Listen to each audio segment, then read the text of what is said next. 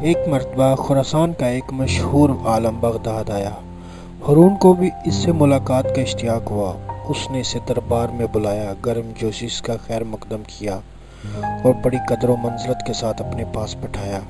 عالم اس عزت افزائی پر پھولے نہیں سما رہا تھا اور ہارون پر اپنے علم کی دھاک بٹھانے کی کوشش کر رہا تھا۔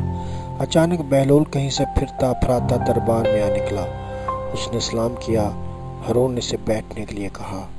عالم نے اس کا معمولی لباس، دھول میں اٹی ہوئی جوتیاں دیکھی اور قدرے حیرت سے بولا، آپ بہت مہربان اور فراخ دل ہیں کہ معمولی لوگوں کو بھی اپنے دربار میں جگہ دیتے ہیں۔ بہلول اپنی جگہ سے اٹھا اور اپنا عصا کھٹکھٹاتا ہوا اس کے قریب پہنچا اور بولا، قبلہ گستاخی معاف، آپ اپنے ناقص علم پر کیوں اس قدر مغرور ہیں؟ آپ میری ظاہری حالت کا خیال نہ کیجیے اور میرے ساتھ علمی مباحثہ کرنے کے لیے تیار ہو جائیے تاکہ آپ کو پتہ چل جائے کہ آپ تو کچھ بھی نہیں جانتے۔ عالم نے ایک نگاہ غلط انداز اس پر ڈالی۔ میں نے سنا ہے کہ تو پاگل ہے اور میں پاگلوں سے مباحثہ نہیں کیا کرتا۔ میں نے کب کہا ہے کہ میں پاگل نہیں ہوں؟ میں تو اپنے پاگل پن کا خود اقرار کرتا ہوں، مگر آپ ہیں کہ آپ کو اپنی کم علمی کا کچھ پتہ ہی نہیں، بہلول نے مزے سے کہا۔ ہارون نے قہر آلود نگاہوں سے بہلول کی طرف دیکھا۔ بہلول خاموش رہو، تمہیں معلوم نہیں کہ یہ خراسان کے نامور عالم ہے، اس لیے تو میں چاہتا ہوں کہ یہ مجھ سے علمی مباحثہ کر لیں، بہلول نے اطمینان سے کہا۔ ہارون بھی علمی مباحثوں اور مناظروں کا شائق تھا۔ وہ اس عالم سے بولا، کیا مذائقہ ہے، تمہیں بہلول کی دعوت قبول کر لینی چاہیے۔ تو پھر میری ایک شرط ہوگی، عالم بولا۔ اجازت ہے، تم جیسی چاہو شرط لگا لو، ہارون نے اجازت دے دی۔ عالم بولا، میری شرط یہ ہے کہ میں بہلول سے ایک معمہ پوچھوں گا، اگر اس نے درست جواب دے دیا تو اسے 1000 اشرفیاں دوں گا، اگر یہ ناکام رہا تو مجھے 1000 اشرفیاں دینے کا پابند ہوگا۔ بہلول مسکرایا، ہم فقیروں کے پاس مال و دنیا کہاں؟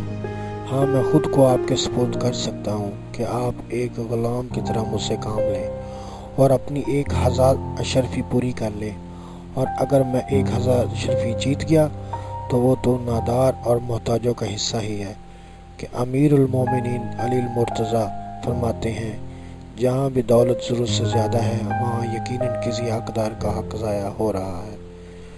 مجھے منظور ہے، اور کیا تم تیار ہو میرا معمہ حل کرو؟ عالم نے کہا۔ بہلول نے جواب دیا، مجھے منظور ہے۔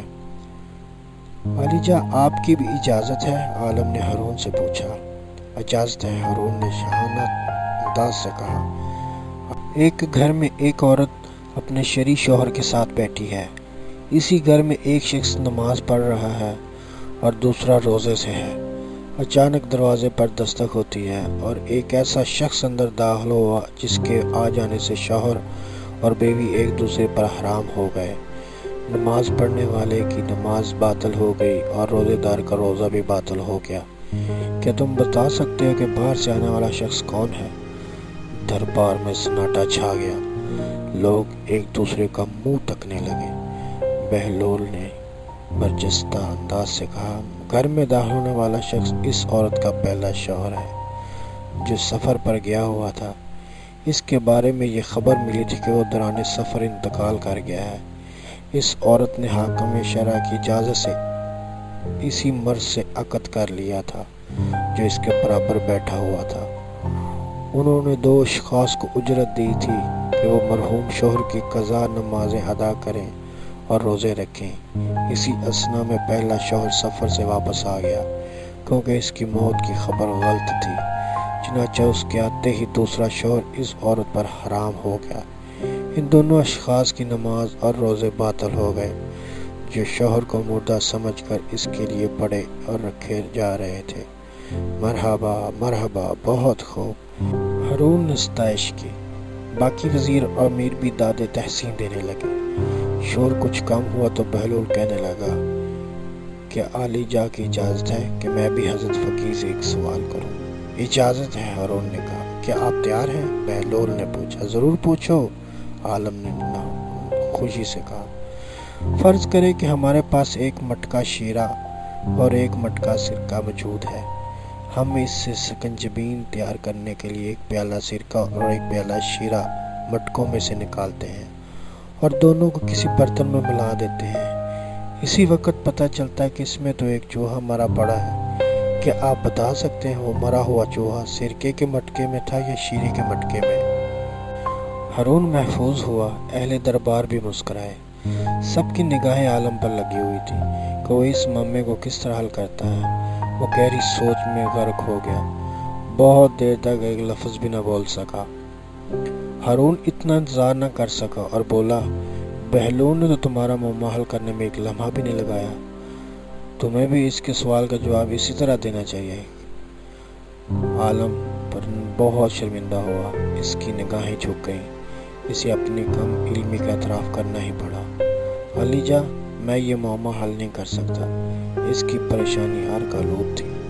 ہارون نے بہلول کی طرف دیکھا۔ بہلول، بہتر یہی ہے کہ تم خود اس معاملے کو حل کر دو۔ بہلول مسکرایا۔ کیا حضرت عالم اب بھی اپنی ناسمجھی کے قائل ہوئے ہیں یا نہیں؟ عالم بولا، بہلول، تم نے مجھے احساس دلا دیا ہے کہ علم کی کوئی حد نہیں۔ کسی کی ظاہری حالت کو دیکھ کر اسے کم تر خیال نہیں کرنا چاہیے۔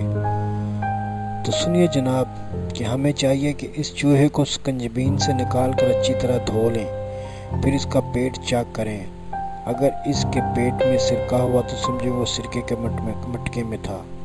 اگر شیرہ ہوا تو پھر اس شیرے میں ڈبکی لگا کر جان دی ہے۔ لہذا جو کچھ بھی اس کے پیٹ میں ہوا اس شے کے مٹکے کو ضائع کر دینا چاہیے۔ اہل دربار عش کر اٹھے۔ ہارون بہت محفوظ ہوا۔ اس نے بہلول کو آفرین کہی۔ عالم نے سر جھکایا اور 1000 اشرفی اس کے سامنے ڈھیر کر دی۔ بہلول نے تمام اشرفیاں سمیٹ کر اپنی جھولی میں ڈالی اور محل سے باہر نکلتے ہی انہیں ضرورت مندوں میں بانٹنے لگا۔ نئے آنے والے معزز مہمانوں سے گزارش ہے، اگر آپ کو ہماری ادنیٰ سی کاوش پسند آ رہی ہے تو پلیز چینل کو ضرور سبسکرائب کیجیے اور ساتھ موجود گھنٹی کے آئیکن کو بھی دبا دیں تاکہ آنے والی کسی بھی ویڈیو کا نوٹیفیکیشن آپ سے مس نہ ہو، اور ہاں، لائک اینڈ شیئر ضرور کیجیے گا۔